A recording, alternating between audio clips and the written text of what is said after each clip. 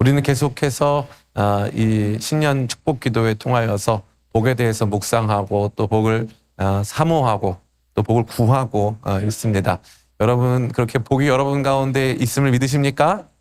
아멘. 여러분 이미 복 받은 사람들이고 그 복을 누리고 그 복에 참여하고 그 복이 우리 가운데 성취되는 것을 함께 경험하기를 꿈꾸고 소원하는 마음 있길 간절히 원합니다. 우리가 지난 7번에 걸쳐서 복의 정의에 대해서 또 복의 속성에 대해서 생각해 보았는데 오늘 특별히 이 복을 받는 구체적이고 실천적인 내용들을 생각해 보기를 원합니다. 이 복에 대해서는 여러분들이 대략적으로 이해했고 또 복이 대략적인 특성이 있다라는 것을 여러분 알게 됐지만 그럼에도 불구하고 여전히 우리 안에는 목사님 그러면 그 복을 어떻게 우리가 누릴 수 있습니까? 하나님의 기쁨에 어떻게 참여할 수 있습니까? 하나님의 기쁨에 참여하는 뿐만 아니라 그 기쁨의 현상 증거인 이 복이 나타남을 우리가 어떻게 우리 삶 속에 구체적으로 실현할 수 있습니까? 하는 그 질문에 대한 오늘 이 말씀이 해답이 될 줄을 믿습니다. 그래서 복 받는 비결이니까 아마도 오늘이 최대 고비라고 생각했어요. 어저께가 이제 제일 중요한 말씀이었고 복을 구하면 받는다고 했으니까 이제 오늘은 근데 그걸 어떻게 구하냐, 어떤 방식으로 복을 구하고 또 어떻게 실천해야 진짜 복이 우리 삶 속에 구체적으로 임하는가 하는 것들을 같이 생각해 보기를 원합니다. 오늘 우리가 생각해 보기를 원하는 것은 제목을 한번 띄워봐 주시겠어요?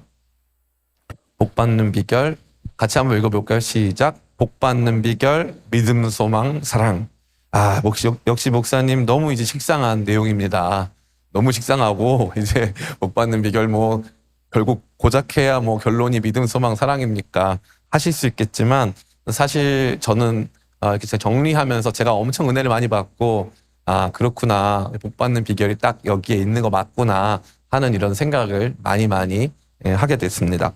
저는 2023년 9월부터 이제 10월 정도부터 이제 운동을 시작했어요. 열심히 운동을 했는데 운동하는 것도 방법이 있더라고요. 그냥 무거운 거 아무렇게나 드는 게 아니라 방법이 있더라고요. 그래서 하루는 이렇게 가슴팍 상체 앞부분 운동을 하고 하루는 뒤에 상처 뒷부분 운동을 하고 또 하루는 하체 운동을 하는 거예요. 그렇게 해서 이제 3번에 걸쳐서 분할을 해가지고 주일 빼고는 6번 운동을 하는데 맨날 그렇게 운동하는 거죠.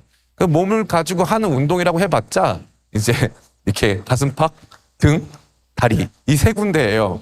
별거 아닌 것 같은데. 근데 이 3군데 운동을 하는데 3군데 안에도 다양한 근육이 있고 3군데 운동을 하는 것도 그 운동을 얼마큼 잘하느냐, 어디에 중점을 두느냐에 따라서 이게 운동 수행 능력도 달라지고 운동을 통해서 얻을 수 있는 것도 달라지더라고요.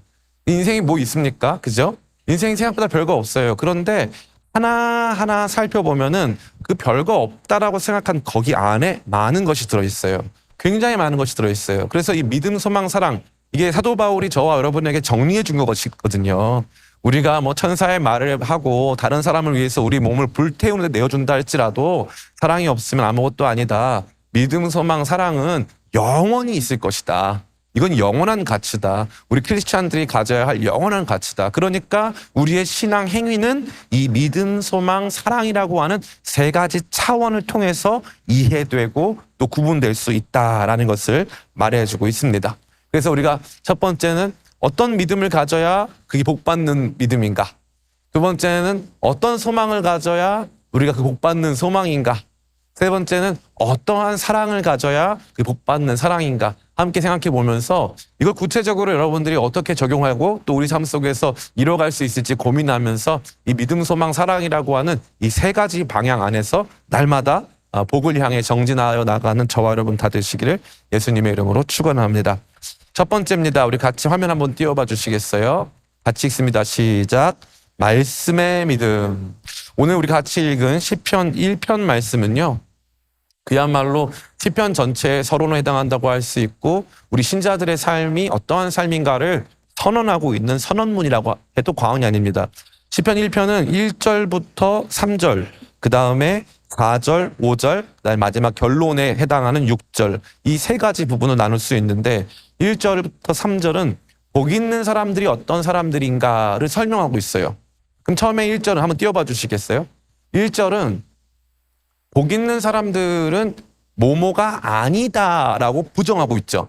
복 있는 사람은 뭐뭐가 아닌 사람이라고 부정하고 있는 거예요. 그래서 뭐가 아닌 사람이고 2절은 복 있는 사람은 뭐 하는 사람이라고 되어 있죠. 그리고 3절은 그 복 있는 사람들에게 어떤 일이 나타나는가가 등장하고 있는 거예요. 그러니까 이 말씀은 복 있는 사람은 이런 사람이 아니다. 대신 이런 사람이다. 라고 말하고 있고 그런 사람은 이런 복을 받는다. 라고 나와 있는 거예요. 그렇게 이해하면 1, 2, 3절에서 제일 중요한 거는 바로 2절이 되는 거예요. 복 있는 사람은 어떤 사람이라고 규정하고 있습니까? 같이 한번 읽어볼까요? 시작.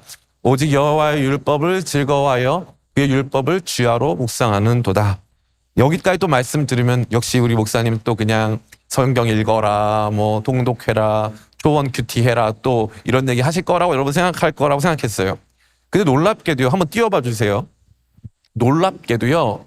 여러분 여기에 읽어라라는 표현이 있습니까? 읽어라. 읽어라가 없어요. 이게 신기한 거예요. 옛날에는 성경이 모든 사람의 손에 다 있었을까요? 없었을까요?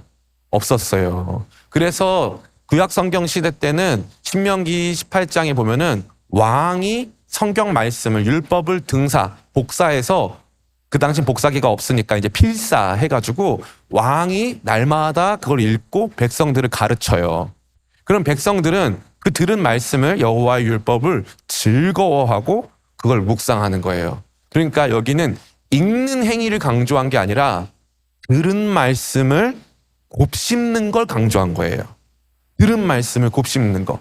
말씀을 들으면서 계속 그거를 이제 우리 안에서 되뇌이고 생각하고 그 말씀이 내 삶과 어떤 연관성이 있는가 바라보는 거죠.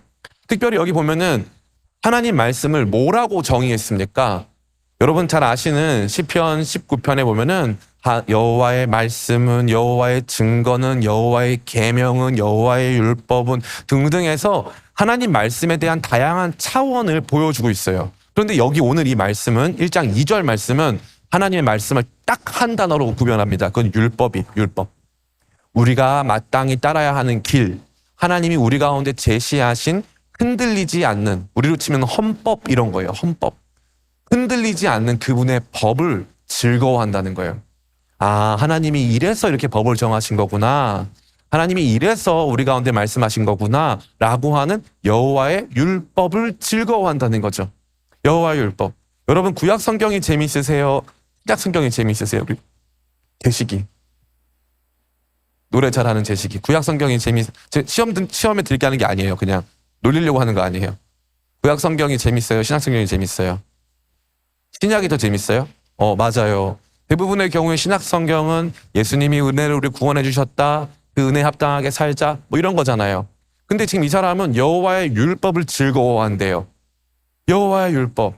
하나님께서 우리를 제재하시는 것 같고 우리를 자꾸 뭔가 금하셔서 하지 못하게끔 하는 것처럼 보여지는 이 율법이 즐겁다라는 거예요.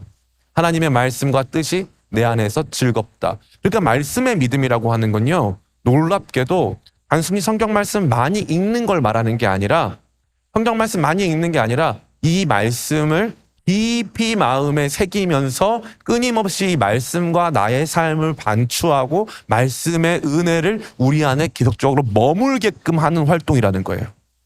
성경을 얼마나 많이 읽었느냐가 아니에요. 얼마나 많이 읽었느냐가 아니에요. 말씀을 끊임없이 이 말씀은 무슨 뜻이지?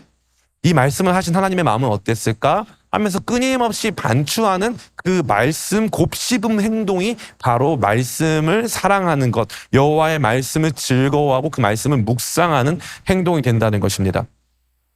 오늘 저는 이제 두 분 목사님을 만나고 왔는데 이제 4시에 만난 목사님이 있었어요. 목사님 여기 용산구에서 아주 유명한 목사님이신데 침례교 목사님이에요. 저는 그 침례교 목사님하고 친한지 모르겠는데 침례교 목사님 만나고 왔는데 그 목사님이 저한테 그러시는 거예요. 목사님, 저는 35년 목회하는 동안 신방을 거의 하지 않았다는 거예요. 1년에 신방을 2회, 3회밖에 안 한대요. 우리 성도들은 주로 다 예배만 드린다고. 예배만 드리는데 대신에 1년에 성경 1독 필수로 다 해야 된대요. 성경 1독. 다른 프로그램, 성경 공부도 없고 제자반도 없고 아무것도 없대요. 그런데 본인이 생각했을 때 본인 교회 성도들보다 성경 지식이 많은 사람들은 전혀 없대요. 아마 한국교회에서 성경을 제일 많이 아는 사람들일 거라는 거예요. 제가 보면서 아니 어떻게 그렇게 했냐는 거죠. 그러니까 목사님이 하시는 말씀이 본인은 설교 시간에도 뭐 예화 이런 거 없고 성경 말씀을 집중적으로 가르치고 새벽에도 가르치고 계속 가르쳐서 성도들이 이 말씀을 일독을 할 때 그냥 성경에 이 문자만 읽는 게 아니라 아 이게 이런 뜻이구나 본인들이 이해하고 납득하면서 그것들을 배워왔다는 거예요. 그러고 나니까 이 사람들이 자기들이 이 말씀에 뜨거움이 생기고 나니까 그 사람들이 다른 프로그램이 필요가 없었다는 거예요. 그렇게 하고 나니까 교회가 너무나도 안정적으로 성장하고 그 교회 통해서 생겨난 많은 교회들이 있더라고요. 각 사람마다 주시는 은혜가 달라요. 그런데 확실한 건 뭐냐면 믿음, 소망, 사랑이라고 했잖아요. 믿음은 말씀의 뿌리를 박아야 할 줄 믿습니다. 내 멋대로 믿는 게 아니에요. 내 멋대로 믿는 게 아니에요. 믿음은 말씀의 뿌리를 두고요. 하나님의 뜻이 무엇인가를 곱씹는 거예요. 그러니까 우리 안에서 어떤 게으름이 있냐면요. 하나님 뜻을 알려고 하지 않는 게으름이 있어요. 하나님 뜻을 알려고 하지 않는 게으름. 그러니까 시키는 거는 할 거예요. 그럼 하나님이 안 시켰으면 안 하고요. 하나님 뜻은 잘 모르겠지만 그냥 하는 것도 많아요. 근데 이거를 주님께서 기뻐하신다? 안 하신다? 복 있는 사람의 중대한 특징은 어떤 거다? 여호와의 율법을 즐거워하여 그 율법을 묵상하는 거다. 이 말씀은 왜 있었을까? 왜 나한테 이렇게 말씀하실까? 왜 우리 가운데 이걸 주셨을까? 하면서 말씀이 우리 안에서 막 역동적으로 움직이고 막 살아있고 그 말씀을 통해서 막 무릎을 치고 깨닫게 되고 이해가 되고 납득이 되고 말씀이 주시는 은혜 속에서 막 우리가 흔들림을 경험하는 그러한 과정이 필요하다라는 것입니다. 저는 지난 12월 27일로 기억하는데 금요기도회 때였는데 제가 그때 이제 시편 29편 설교를 하면서 여호와의 소리라고 하는 이 말씀이에요. 여호와의 소리는 힘이 있어 레바논의 백향목을 부수고 여호와의 소리가 암사슴을 낙태케 하는도다. 많은 분들은 아 목사님 요즘에 기분이 안 좋아. 그게 아니라 저는 실제로 그 말씀을 읽으면서 이 말씀의 부딪힘이 제 안에 막 오는 거예요. 그러면 여호와의 소리가 그 정도 능력 있고 그렇게 파워풀한데 나는 그 여호와의 소리를 온전히 전달하고 있을까? 우리 교회 성전에서는 여호와의 소리가 진짜 힘있게 레바논 백향목을 막 반으로 쪼개고 암사슴을 낙태케 하고 막 할 만큼 그렇게 강력한 여호와 하나님의 그 음성의 그 말씀의 파워가 나타나는가에 대한 도전이 생긴 거예요. 다른 누가 나한테 어떻게 하는 게 아니라 저 스스로 그 말씀 앞에 대답하게 되는 거예요. 그러니까 말씀과 내가 상호 소통하기 시작하면서부터 말씀의 힘이 나에게 막 다가오는 거예요. 믿음도 훨씬 커지는 거예요. 그러니까 두려움이 있거나 뭐 제가 마음이 약해져서가 절대 아니에요. 많은 분들이 그걸 잘 모르시는데 적어도 제가 기쁨의 교회 담임을 하는 동안 했었던 동안은 하나님 앞에서 제가 뭐 이거는 너무 확실한 건데 저는 최소한 먹고 살려고 이걸 하진 않았어요. 그러니까 저에게 있어서 진짜 이 말씀은 살았고 운동력이 있었고 하나님 말씀을 저는 믿고 여기까지 온 거예요. 그것만큼은 너무 확실한 거예요. 근데 저희가 생각했을 때 제가 잘했다고 생각하는 것 혹은 제가 저에게 주신 제일 큰 은사 물론 사랑이지만 그거 말고 이제 이렇게 실제적으로 목회 활동에 있어서 두드러지는 은사 중에 하나는 실제로 여호와의 말씀이 제 안에서 움직인다는 거. 제가 그걸 느낀다는 거. 여러분에게 설교하려고 없는 거 갖고 와가지고 한 적은 없다라는 거예요. 단 한 번도 없어요. 그건 저는 지금도 10년 동안 목회하면서 여러분 보시면 알겠잖아요. 설교를 저만큼 길게 하는 사람이 우리 교회에 있어요. 근데 저 말고도 있어요. 저만큼 길게 하는 분들이 아니 어디서 이렇게 설교 길게 하시는 분들 다 우리 교회에 모이는지 모르겠는데 저 때문인지 모르겠지만 설교 길게 하는 거는 뭐 저한테는 일도 아니에요. 몇 시간도 할 수 있어요. 설교문을 못 썼거나 뭐 설교할 거리가 없거나 이 본문이 무슨 뜻인지 모르겠거나 감사하게도 저는 그래 본 적은 한 번도 없어요. 그게 어느 자리가 됐던 어떤 모습이 됐건 뭐 사람이 좀 많거나 좀 까다로운 회중들이 있어서 그랬던 거지 하나님 말씀에 대해서 뭐 논쟁을 하거나 할 때는 제가 말씀에 대해서 누구 앞에서 이건 무슨 뜻인지 모르겠고 이 말 그래 본 적은 제가 회심한 다음에 한 번도 없었어요. 한 번도. 그러고 나서 제가 받는 제일 큰 복은 바로 이 말씀의 믿음의 복이에요. 말씀이 내 안에서 움직이면서 무릎을 치게 하는 거예요. 와 이거다. 이거다. 근데 이게 제가 성경 읽은 횟수가 많아서일까요? 아니에요. 제가 깨달았는데 성경 읽은 횟수는 여러분이 더 많을 수도 있어요. 성경 많이 읽었지만 성경 읽은 횟수 때문이 아니에요. 성경하고 씨름한 그 시간이 길기 때문이에요. 주야로 묵상하는도다. 여호와의 율법을 즐거워하는도다. 여러분, 제가 예전에 레위기 강의 다 했지만 아마 대부분 다 까먹으셨을 거예요. 근데 제가 레위기 같은 말씀도 제가 여러분에게 이렇게 레위기 강의하잖아요. 그럼 여러분 정말 신세계를 경험하실 거예요. 진짜로. 약 파는 거 아니에요. 진짜로. 물론 목사는 구약과 신약을 파는 사람이지만 약 파는 게 아니라 레위기가 이런 뜻이 있었구나. 이거 기가 막히네. 레위기는 철저히 수학적으로 계산된 내용이에요. 레위기가 이런 게 있었구나. 무릎을 쳐요.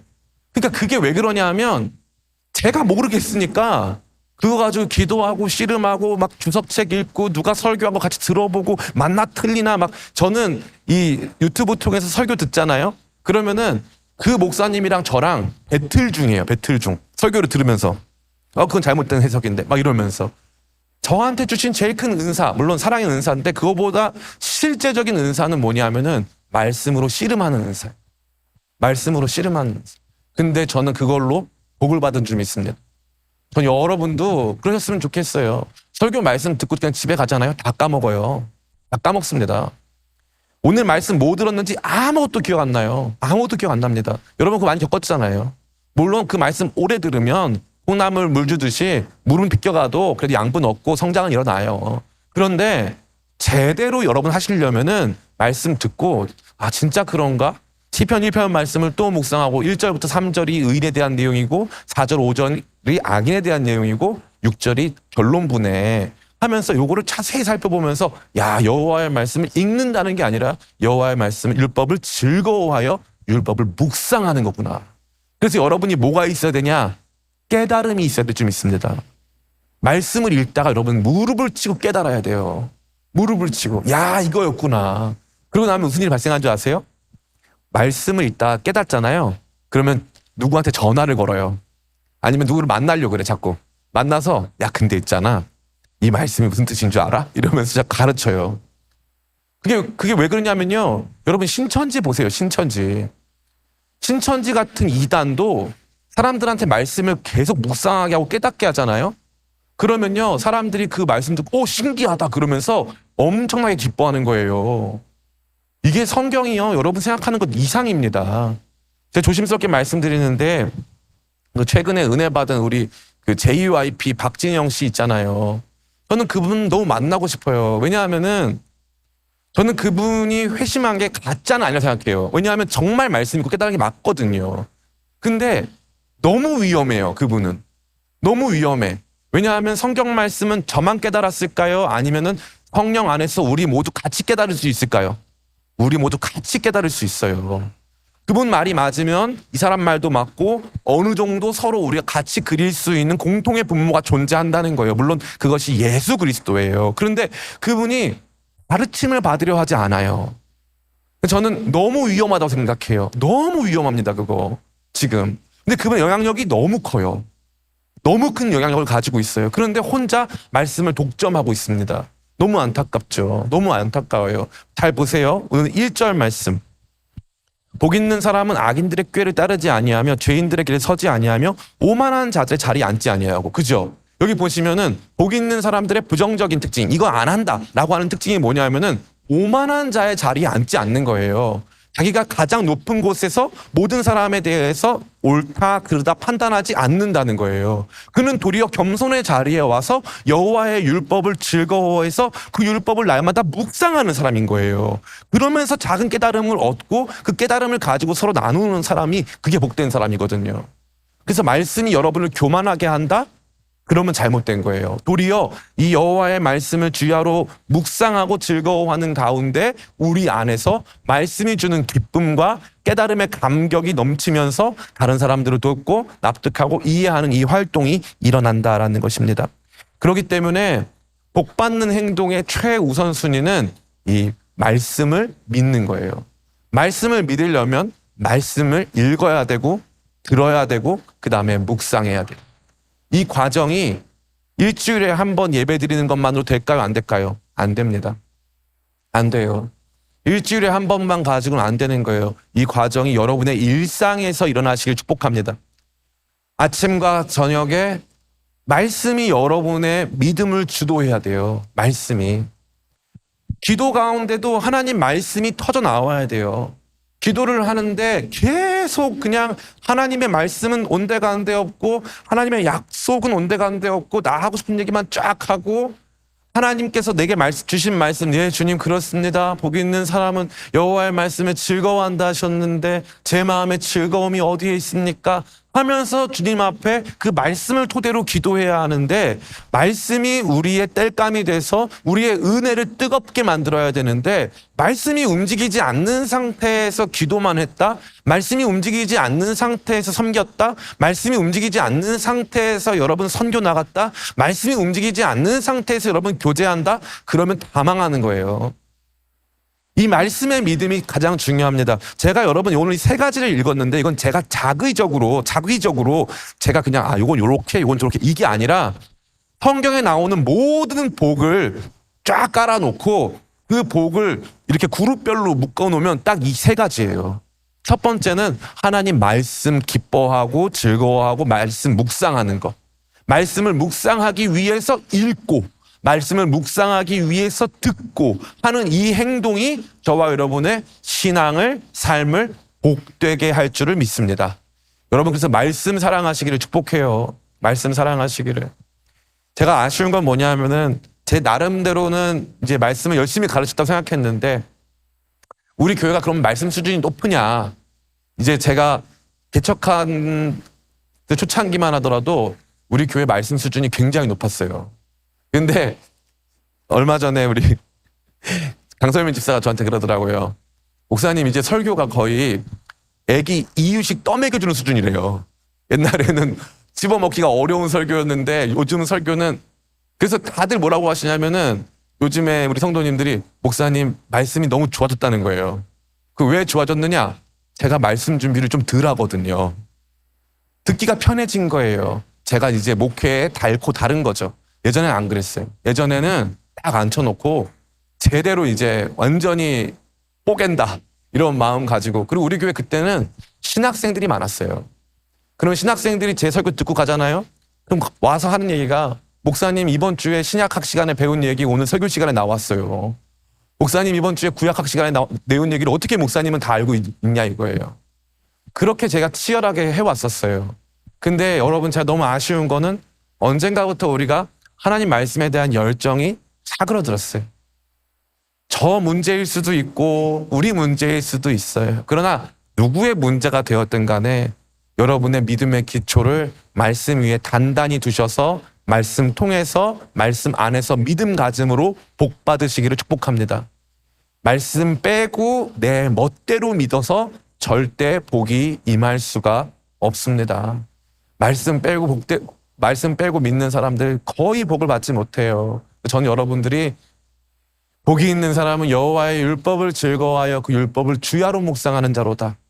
이 말씀은 이런 뜻이구나. 이 말씀은 이런 뜻이구나. 그 말씀이 한 주간 내내 우리를 막 붙잡아가지고 그 말씀 때문에 막 내 마음 안에서 막 고통하고 말씀 때문에 울고 말씀 때문에 웃고 하는 그 역사가 여러분 가운데 회복되시고 말씀이 주는 믿음의 복을 경험하게 되시기를 예수님의 이름으로 축원합니다. 두 번째 같이 읽어볼까요? 한번 띄워봐 주시겠어요? 시작. 기도의 소망. 오늘 우리 본문 말씀 예레미야 17장 7절 말씀입니다. 같이 읽습니다. 시작. 그러나 무릇 여호와를 의지하며 여호와를 의뢰하는 그 사람은 복을 받을 것이라. 아멘. 무릇 여호와를 의지하며, 이건 일반적인 거죠. 여호와 하나님을 의지한다, 하나님을 붙잡는다 수준이에요. 의뢰한다는 건 뭐예요? 의뢰한다는 건 그분께 구체적으로 무언가를 맡겨드리는 것을 말하는 거예요. 주님 이 문제 해결해 주세요. 저는 이거 해결 못합니다. 이 어려운 문제는 주님께서 해결해 주세요. 그런 사람은 뭐라고 되어 있어요? 복을 받을 것이라. 기도하는 사람이 받는 복에 대해서 성경이 너무나도 많이 말하고 있어요. 우리가 심지어 그 어저께 생각해 봤잖아요. 추구하는 사람, 복을 추구하는 사람이 복을 받게 되어 있는 거예요. 복을 원하지 않는데 누가 복을 줍니까? 하나님은 원하지 않으면 주지 않으세요. 원하지 않는 사람은 왜 복을 줍니까? 원하지 않으면 안 주십니다. 기도하면 복을 받는 줄 믿습니다. 기도하면 복을 받아요. 오늘 점심에 그 이제 가수 김장훈 씨 어머니 되시는 김성애 목사님이랑 이제 오랜 시간 같이 얘기를 했어요. 목사님이 이제 89세신데 정말로 너무 정정하시고, 정정한 수준이 아니라 그냥 50대 같으세요. 50대. 정말로 지금도 말씀을 잘 전하실 뿐만 아니라 아주 뭐 지혜가 엄청나시고 대단하신 분이신데, 이분이 이제 자기 아들 때문에 너무 김장훈 씨 때문에 기도를 많이 한 거예요. 도저히 풀리지가 않을 것 같았던 거죠. 그리고 심지어 중간에 이제 김장훈 씨가 활동을 멈춰야 되는 상황도 온 거죠. 그리고 이 엄마랑 1년에 한 번도 잘 안 만난대요. 그런데 한 번 통화하면 8시간 통화하는데 안 만나게 되면 한 번도 안 만난대. 근데 재밌게도 이 아들 돌아오라고 평생을 기도했는데 아들이 안 돌아왔다는 거예요. 그런데 요즘에 그 김장훈 씨가 은혜를 받고 있는 거예요. 그래서 새롭게 하소서 가서 간증하고, 그 다음부터 변화가 일어나가지고 육군 훈련소에서 그 청년들하고 같이 예배 드린다고, 한 달에 한 번씩은 훈련소 가서 청년들하고 예배 드리면서 간증 사역하고 싶다고 본인이 그랬다는 거예요. 그래서 제가 그랬어요. 목사님 복 받으셨네요. 그랬어요. 그랬더니 그 목사님이 나는 세상에서 제일 크게 복 받은 사람이래요. 제일 크게. 그 뭐 해서? 기도해서. 기도해서. 자기가 한 건 기도밖에 없다는 거예요. 그리고 심지어 본인이 이제 그 어머니 목사님이 이 청소년 사역을 막 정말 마음에 목숨을 걸고 70대부터 청소년 사역을 하셨어요. 70대부터. 믿어지세요? 70대부터 청소년 사역을 했어요. 70대에 청소년 사역 시작했는데 자기는 이거 이제 자기 죽는 날까지 하겠다고 했지만 이제 교회는 은퇴하셨고, 근데 지금 김장훈 씨가 청소년 사역 내가 하겠다 해가지고 자기 아들이 청소년 사역을 시작한 거예요. 그러니까 이 엄마의 기도가 성취됐어요? 안 됐어요? 된 거예요. 엄마의 기도가 성취된 거예요. 자기 너무 복 받았다는 거예요. 하나님 의지하는 사람은 그런 복을 받는 줄을 믿습니다. 여러분 간증할 거 있으세요? 없으세요? 간증할 거 없으신 분들 회개하시기를 원해요. 간증할 게 없는 이유가 두 가지인데요. 하나는 망각했기 때문이고, 다른 하나는 기도하지 않았기 때문이에요. 그래서 간증할 게 없는 거예요. 하나님 살아계십니까? 하나님 살아계시거든요. 하나님 살아계세요. 하나님 살아계신데 내 문제를 하나님께서 듣기 원하세요? 안 듣기 원하세요? 듣기 원하세요. 하나님은 살아계시고 내 문제를 듣기 원하고, 들으시면 응답하시고, 노에는 노, 예스에는 예스, 기다리라고 하면 기다려. 하나님께서 명령을 주실 텐데, 그래서 응답을 받는 거거든요. 응답은 예스만 있는 게 아니에요. 노도 있어요. 나 그건 안 된다 하는 응답도 있는 거예요. 근데 내가 응답도 없고 그 응답을 통해서 받은 간증도 없다.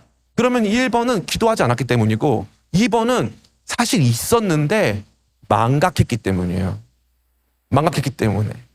제가 여기 계신 분들 한 대략적으로 한 70% 이상은 여러분 기도 제목 그때 기도했던 거, 그때 여러분 저한테 기도 제목 주신 거 제가 다시 말씀드릴 수 있어요.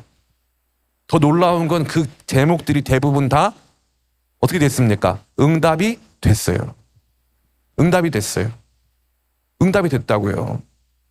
근데 우리는 그거 간증하지 않아요. 왠지 아세요? 우리는요, 하나님께서 이 망각은 하나님께서 주신 은혜이긴 해요. 그런데 확실한 건 하나님이 이 망각이라고 하는 시스템은 자동 시스템이에요. 근데 하나님이 뭐라고 하셨냐면은 너희는 기억하라. 기억하라. 신명기 말씀 다 읽어보세요. 기억하라. 기억하라. 기억하라. 우리가 기도 통해서 어려운 고비들을 넘어오고 하나님 바라보고 했었던 이 모든 것들을 너희는 기억하고 기억하고 기억해라. 그때 애기 아파서 울면서 기도했던 거, 그때 돈이 없어서 울면서 기도했던 거, 그때 내 인생이 어디를 가야 될지 몰라서 기도했던 거 하나님께서 다 해결해 주셨는데 그거 기억해라. 그러면 어떻게 된다? 그러면 다시 기도할 수 있어요. 근데 망각하면 다시 기도가 안 나와요. 다시 기도가 안 나와요. 저는 요즘에 다시 기도의 축복을 받았어요. 제 요즘에 소망이 막 차올라요. 우리 교회가 역대급으로 어렵거든요. 역대급이에요. 너무너무 어려워요. 두 번째 개척을 하는 기분이에요. 근데 제 마음에 소망이 넘쳐요. 왜냐하면 생각해봤는데 처음에 개척할 때도 그랬거든요. 근데 지금 지나고 보면은 다 은혜로 넘어왔거든. 근데 저만 그거를 망각했던 거예요. 기도의 소망이 회복되니까 제 마음 가운데 기쁨이 있는 줄을 믿습니다. 사랑하는 성도 여러분, 복 있는 사람은 여호와를 의지하고 그분을 의뢰하는 사람들이에요. 하나님 의지하지 않고 내 힘으로 살겠다, 내 방법으로 살겠다, 내가 생각해 놓은 계산대로 살겠다, 그러면은 복이 없습니다. 그 복은 뭐라 그랬어요? 하나님의 행복, 하나님의 기쁨의 증거라 그랬어요. 하나님의 기쁨의 증거가 우리 삶에 안 나타나요. 기도하지 않으면. 기도가 소망인 줄을 믿습니다. 아멘. 이사야서 40장 말씀은 말해주고 있어요.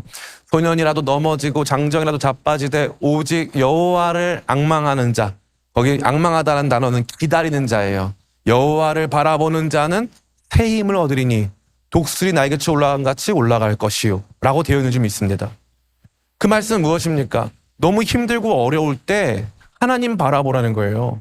하나님 바라보고 그분에게 소망을 두면 그분이 행하실 것이다, 그분에게 능력이 있다, 그분이 나의 상황을 아신다, 믿음으로 나아가면은 그 소망 가운데 끊임없이 하나님을 바라보고 꿈꾸고 하나님의 이야기를 기대하게 되는 그 소망 가운데 하나님의 복이 임하는 줄을 믿습니다. 아멘. 여러분, 그 소망 놓치지 않고 기도하시기를 축복해요. 기도는 소망의 구체적인 행동이에요. 누가 소망을 하느냐는 그가 기도하느냐로 바로 바꿀 수가 있어요.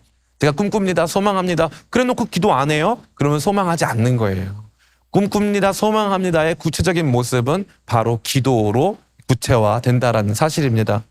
이번 이 신년 축복 기도회 통해서 제가 여러분의 누누이 드리는 말씀인데, 이 기대하지 않으면, 소망하지 않으면 기도하지 않고, 기도하지 않으면 기다리지 않고, 기다리지 않으면 기뻐할 수 없는 거예요. 그래서 하나님께서 끊임없이 저와 여러분들에게 소망 가지라고 말씀하세요. 소망 가져라. 그 소망은 하나님을 의지하는 거예요. 그 소망은 하나님을 의뢰하는 거. 의지랑 의뢰랑 다르다 그랬어요. 의지는 하나님 붙잡는 거, 의뢰하는 건 구체적으로 하나님이 이 문제 해결해 주세요라고 하나님께 아뢰는 걸 말하는 거예요. 저는 여러분들이 여호와 하나님 온전히 의지하고 의뢰함으로 소망의 복 받으시기를 예수님의 이름으로 축원합니다. 마지막 세 번째예요. 같이 한번 읽어볼까요? 시작. 섬김의 사랑. 오늘 본문 말씀 같이 읽겠습니다. 신명기 14장 29절 말씀 같이 읽습니다. 시작. 너희 중에 분깃이나 기업이 없는 레위인과 내 성중에 거류하는 객과 및 고아와 과부들이 와서 먹고 배부르게 하라. 그리하면 내 하나님 여호와께서 내 손으로 범사에 내게 복을 주시리라. 아멘. 여러분 잘 이거 띄어나 보세요. 첫 번째는 뭐라고 되어 있냐면요, 누구에게 하라 그랬냐면 분깃이나 기업이 없는 레위인과 성중에 거류하는 나그네 고아와 과부들을 먹고 배부르게 하라고 되어 있어요. 그러니까 이들을 섬기는 거죠. 우리보다 약한 존재, 약자들을 섬기고 돌보고 그들을 먹이라는 거예요. 그들을 먹이라. 그러면 어떻게 하겠다는 거죠? 내 손으로 하는 범사에 내게 복을 주시리라. 그러면 여기 보시면은 복 주신다라는 표현이 앞서서 복 있는 사람은 여호와의 율법을 묵상한다, 또 여호와를 의지하고 의뢰하는 사람은 복을 받는다라고 비교적 이렇게 뭉뚱그려서 나왔어요. 근데 여기 보면은 구체적인 행동과 더불어서 구체적인 복의 약속이 주어져 있어요. 그 구체적인 복의 약속은 내 손으로 하는 범사 이렇게 되어 있어요. 내 손으로 하는 범사에라고 되어 있는 거예요. 내 손으로 하는 범사에. 이게 너무너무 재밌는 거예요. 그 전까지 복이 어떻게 구체적으로 임할지에 대해서 하나님 말씀 묵상하는 믿음이라던가 하나님을 기대하는 소망에 대해서는 뜻밖의 일들로 복이 임할 거라고 말씀하셨어요. 그런데 내가 하는 일 속에서 누군가를 돕고 섬기고 먹이고 그들에게 안전한 이 피난처를 제공해주는 구체적인 섬김의 행동은 실제로 그게 내 산업, 내가 하는 그 일에 복을 준다라는 거예요. 그 일에 복을 준다. 이게 너무너무 소중하고 저와 여러분 모두가 꼭 기억해야 될 일일 줄 믿습니다. 우리 교회에 한때 이제 함께 했던 우리 윤혜영 집사님 그 가정은 우리 교회와 굉장히 특별한 인연이 있었어요. 지금 우리 교회가 맨날 사다 먹는 그 숭례문 이 떡집, 숭례문 이렇게 발음도 안 되냐? 숭례문 떡집. 여기는 왜 독특했냐면은 이 윤혜영 집사님 어머니가 복수 안 한다 그래서 안복수 권사님인데, 안복수 권사님이란 분이 계셨어요. 근데 이분은 남대문 시장에서 이제 떡을 이렇게 만들면 10,000원을 팔면은 이제 만 원어치를 만들면 5,000원은 지나가는 거지, 배고파서 먹을 거 없는 할머니, 이런 분들 드려요. 5,000원어치 떡은. 그리고 나머지 5,000원어치를 팔아요. 5,000원어치 팔면 또 그 당시에는 남대문 시장에 그 시장 관리해주는 깡패 같은 아저씨들이 계셨어요. 그 아저씨들도 가서 떡도 드리고, 누가 와서 떡 달라 그러면은 안 줘본 사람이 없어요. 사람들 다 먹였어요. 집에 돌아오면은 알코올 중독 남편이 있고요. 딸들이 있고 아들이 있어요. 딸 셋의 아들 하나. 딸 셋의 아들 하나.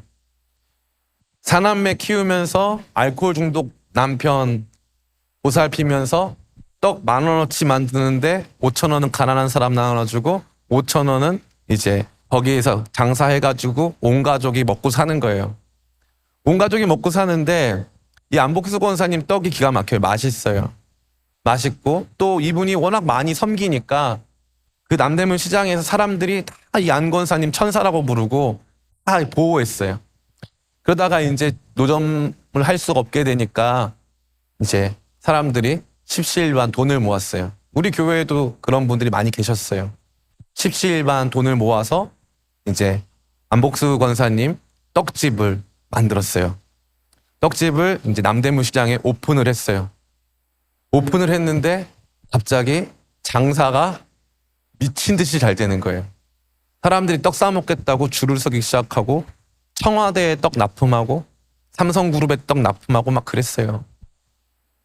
근데 더 재밌는 건 뭐냐면 옆에 있는 사람들이 더 신나는 거예요. 우리 권사님은 더 잘 돼야 된다. 권사님의 삶은 더 잘 돼야 된다. 근데 그분이 그러다가 이제 암에 걸렸어요.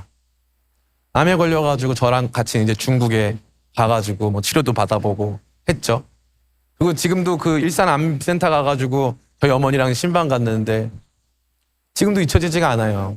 본인이 암 환자인데 목사님이 신방 왔다고, 야 혜영아 우리 목사님 맛있는 거 사드려. 그게 제가 그분을 본 마지막 모습이에요. 늘 섬기고 어려운 사람들 섬기는 거. 그분이 받은 복은요, 세상의 계산으로는 10,000원어치 떡 만들었으면 20,000원에 팔아야 되는 거예요. 근데 그분은 10,000원어치 떡 만들면은 5,000원은 어려운 사람 도와주고 나머지 5,000원어치 팔아가지고 자식 4명, 알코올 중독 남편, 교회에 헌금하고 목사님들 섬기고 그러면서 살았어요. 그분이 받은 진짜 큰 복이 많아요. 정말 복이 많아요.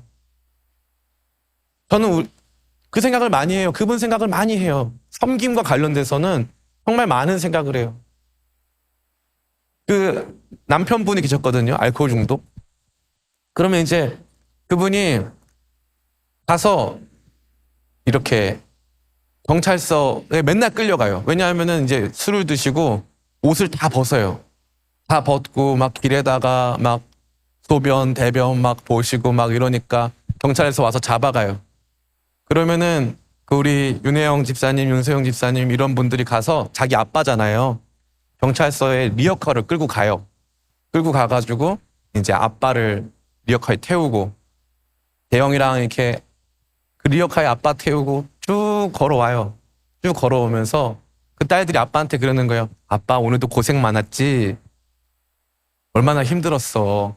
하면서 그 아빠 데리고 와서 아빠 씻기고 해요. 그 아버지는 돌아가실 때까지 딸들한테 뭐 인연전연하고 욕하고 막 그랬어요. 그런데 이 가정은 이상하게 그 아빠를 너무 사랑하고, 그럼 왜 그랬을까요, 여러분? 엄마 때문이에요. 엄마가 밖에 나가서 시장에서 떡 팔아가지고 자녀들 키우면서도 너네 아빠한테 잘해라. 너네 아빠한테 잘해라. 너네 아빠 불쌍한 사람이다. 하니까 딸들이 아빠한테 그렇게 잘하는 거예요. 저는 많은 생각이 들어요. 우리가 이 땅을 살아가면서 진짜 엄청난 업적을 이룰 수 있을까요? 어떤 업적을 이룰 수 있을까요? 우리 인생에서? 없어요. 별거 없습니다. 인생 별거 없어요. 살아보니까 별거 없어요. 시간이 너무 빨리 지나가요. 너무 빨리. 저 98년생인 줄 알았는데 아니더라고요. 시간이 얼마나 빨리 지나가는지 모르겠어요.